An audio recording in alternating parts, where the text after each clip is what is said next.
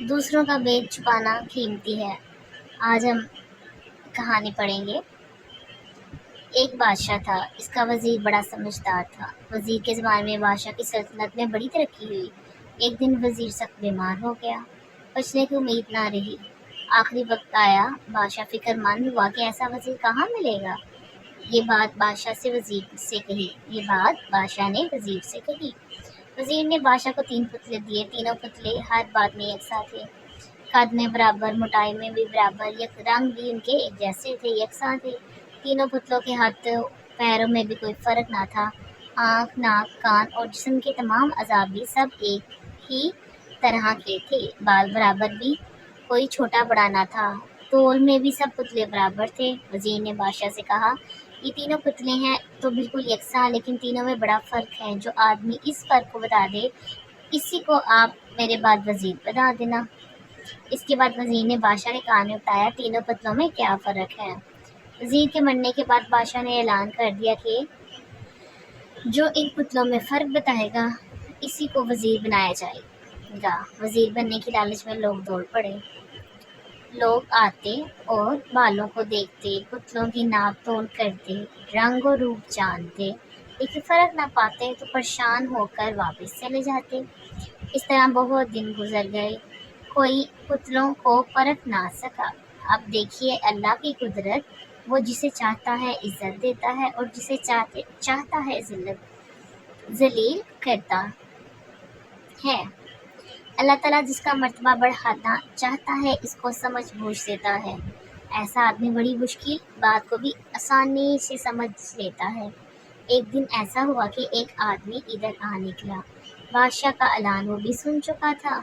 اس نے پتلوں کو تولا، تینوں پتلے برابر نکلے۔ اب اس نے انہیں ناپا، ہاتھ، پیر، آنکھ، ناک، کان وغیرہ سب کچھ ایک ایک کر ناپتا رہا۔ ناپ بھی برابر، رنگ و روپ جانچا، اس میں بھی کوئی فرق نہ پایا۔ اس نے تینوں پتلوں کو تو رکھ دیا اور سوچنے لگا، جب پتلے ہر بات میں برابر ہیں تو پھر فرق کیا ہو سکتا ہے۔ اچانک اس کی نگاہ ایک پتلے کے کان پر پڑی۔ پتلے کے کان میں ایک سوراخ تھا۔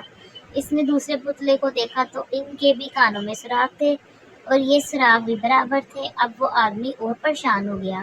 وہ پتلوں کو رکھ کر جانے والا ہی تھا کہ اللہ نے اس کے دل میں ایک بات ڈالی۔ اس نے ایک پتلے کے کان میں پھونکا، دوسرے پتلے کے بھی کان میں پھونکا اور تیسرے کے بھی کان میں پھونک ماری۔ پھر وہ خوشی کے مارے اچھل پڑا۔ اس نے پہرے داروں سے کہا کہ میں سمجھ گیا ان پتلوں میں کیا فرق ہے۔ اس کو سمجھ لگ گئی تھی۔ اب اسے انتظار تھا۔ پہرے دار جو تھے وہ دوڑے ہوئے بادشاہ کے پاس گئے۔ بادشاہ نے جھٹ دربار لگانے کا حکم دیا اور اس آدمی کو بلوایا۔ دوسرے لوگوں کو معلوم ہوا کہ ایک آدمی ان پتلوں کا فرق بتائے گا تو بہت سے لوگ بھی ساتھ چلے گئے۔ بادشاہ کا حکم پا کر اس آدمی نے ایک پتلا اٹھایا، اس کے کان میں پھونکا اور بتایا، حضور یہ پتلا تینوں پتلوں میں اول نمبر کا ہے، بڑا ہی قیمتی ہے، اگر اسے ہیروں سے تولا جائے تو بھی اس کا قیمت کم ہے۔ بادشاہ نے پوچھا، اس پتلے میں کیا اچھائی ہے؟ اس آدمی نے جواب دیا، دیکھیے حضور، میں نے اس پتلے کے کان میں پھونکا تو پھونک اس کے پیٹ میں چلے گی۔ بادشاہ نے پھر پوچھا، تو بھائی اس میں اچھائی کیا بات ہے؟ اس آدمی نے کہا، حضور یہی تو قیمتی بات ہے، یہ پتلا اس آدمی کی طرح ہے جس سے کوئی بید کی بات کی جائے تو اسے پیٹ میں رکھ لیتا ہے اور کسی سے نہیں کہتا۔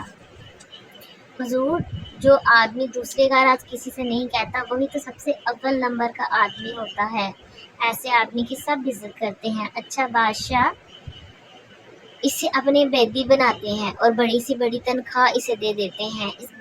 اس جواب سے بادشاہ بہت خوش ہوا۔ پوچھا، اچھا دوسرے نمبر کا پتلا کون سا ہے؟ تو اس آدمی نے دوسرا پتلا اٹھایا، اس کے کان میں پھونکا تو پھونک اس کان سے ہو کر دوسرے کان سے نکل گئی۔ اس آدمی نے کہا، حضور یہ دوسرے نمبر کا پتلا ہے، یہ پتلا اس آدمی کی طرح ہے جو بات کو کان سے سنتا ہے وہ دوسرے کان سے اڑا دیتا ہے۔ ایسے آدمی سے نہ نقصان کا ڈر ہوتا ہے نہ فائدے کا۔ اس کو کسی کام پر لگا دو تو یہ تیلی یہ بیل کی طرح لگا رہتا ہے، اس کی کوئی قیمت مقرر نہیں، جو چاہے دے دو، وہ اس کے لیے بہت ہے۔ بادشاہ اس کے جواب سے بہت خوش ہوا اور پوچھا، اچھا اب تیسرے پتلے کے بارے میں بتاؤ، اس میں کیا بات ہے؟ اس آدمی نے تیسرا پتلا اٹھایا اور اس کے کان میں پھونکا، اس کے کار پہ پھونکا، پھونک اس کے کان میں سے ہوتی ہوئی منہ سے نکل گئی۔ آدمی نے کہا، حضور یہ پتلا 2 کوڑی کا بھی نہیں، یہ پتلا اس خراب آدمی کی طرح ہے جس سے کوئی بیت کی بات مطلب چھپی ہوئی بات کی جائے تو وہ چھٹ دوسروں کو کہہ دیتا ہے۔ جہاں کوئی بات سنتا ہے بس بیجا نے پرکھے مطلب بیجا پرکھے اس کے بارے میں سوچے ہر ایک سے کہتا رہتا ہے، ایسا آدمی جھگڑے کی جڑ ہوتا ہے۔ ایسے آدمی کو لوگ اگر بیدی بنائے تو وہ بیت کو چھپا نہیں سکتا اور پھر سے بڑا ہی نقصان ہوتا ہے، ایک کو دوسرے سے اڑا دیتا ہے، کسی کی عزت اور آبرو کا اسی طرح بھی دھیان نہیں رہتا۔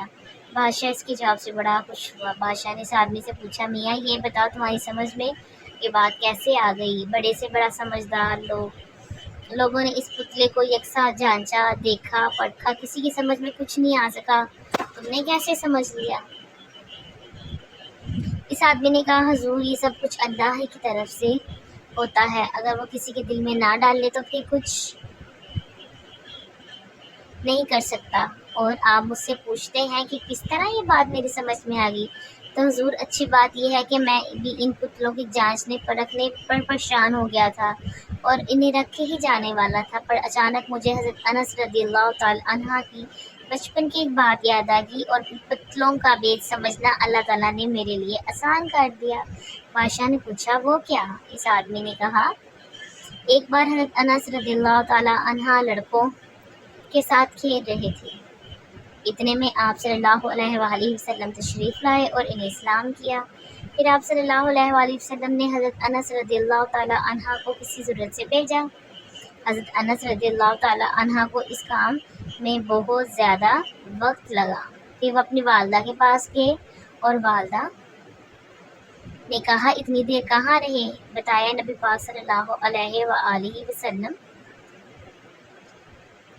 نے ایک ضرورت سے بھیجا تھا۔ والدہ نے پوچھا، کیا ضرورت تھی؟ جواب دیا کہ یہ ایک راز ہے۔ اس کی ماں نے کہا، دیکھو بیٹا، پیارے نبی صلی اللہ علیہ وآلہ وسلم کا راز کسی کو نہ بتانا۔ حضرت انس رضی اللہ تعالیٰ عنہ کی بات سنا کر اس آدمی نے بادشاہ سے کہا، حضور جب میں نے یہ بات پڑھی ہے تب میں سمجھا تھا کہ بیت کا چھپانا ہی بڑا قیمتی ہے، مطلب کسی کی بات کو چھپانا، کسی کے راز کو چھپانا، اور بیت کا کھول دینا 2 کوڑی کی بات ہے، اور مجھے یہی بات یاد آ گئی، پھر اللہ تعالیٰ نے میرے لیے ان پتلوں کو سمجھنا آسان کر دیا۔ بادشاہ نے کہا، سچ میں پتلوں میں یہی فرق ہے۔ اس کے بعد بادشاہ نے اس آدمی کو اپنا وزیر بنا لیا۔ Thanks for watching.